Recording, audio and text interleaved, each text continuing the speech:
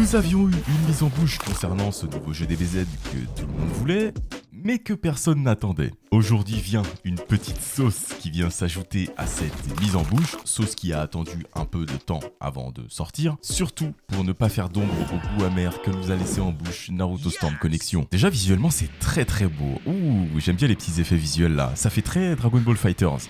La petite introduction stylée aussi, j'aime beaucoup. Waouh, les combats ils ont l'air vachement dynamiques par contre. Ah, ça j'aime bien ça. Et Vegeta peut renvoyer les rayons, même si les rayons ont l'air assez fins. Mais je pense que ça c'est fait exprès. Serait-ce un combat de rayons? Ah bon bah je le saurais pas trop parce que ça vient de couper. Et on a Freezer qui possiblement va détruire Namek. J'espère que ça c'est pas juste dans le mode histoire et qu'on peut faire ça en combat. Exactement comme dans Tenkaichi 3. Déjà il y a de la téléportation. Ce que j'aime beaucoup, il y a Broly aussi. De toute manière s'il y a Goku, il y a forcément Broly. Il y a tout ça de personnages bons.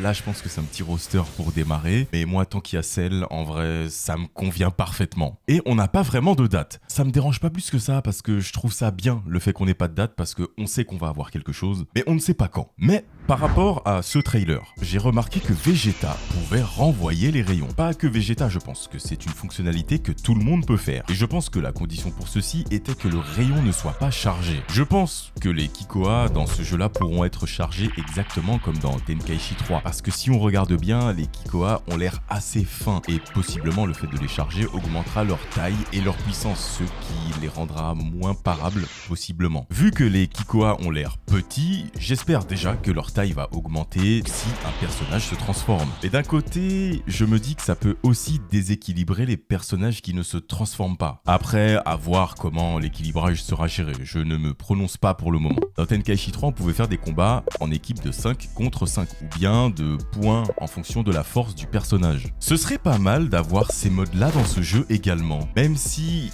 je pense que ça risque d'être compliqué de faire ça online. Pouvoir gérer 10 personnages en même temps dans la même session, je pense que ça risque d'être compliqué. Un truc fou par contre que j'aimerais voir, c'est le fait de voir 4 personnages se battre en même temps. À la manière d'un Battle of God, mais de manière un peu mieux gérée quand même. Vraiment, je pense que la plupart des idées et des envies que j'ai concernant ce jeu se basent surtout sur le mode online. Que vous dire, à part que j'ai le seum. Je n'attendais absolument rien de Naruto Storm Connection et j'ai quand même été déçu. Et là, on vient m'achever avec un autre coup de pelle dans la tête. Je suis juste over hypé par ce jeu. Visuellement, je trouve ça incroyable. J'en veux encore plus. J'ai envie d'en voir plus. Je risque de passer ma vie sur ce jeu et ça me fait peur. Surtout que de base, j'adore Naruto. Mais au niveau des jeux, j'en ai tout simplement marre. Je pense qu'à terme, je vais abandonner la licence des Naruto Storm pour me diriger vers autre chose vu la tournure des événements. Et en attendant que je revienne avec d'autres vidéos, je vous laisse regarder cette vidéo afin de vous rendre nostalgique.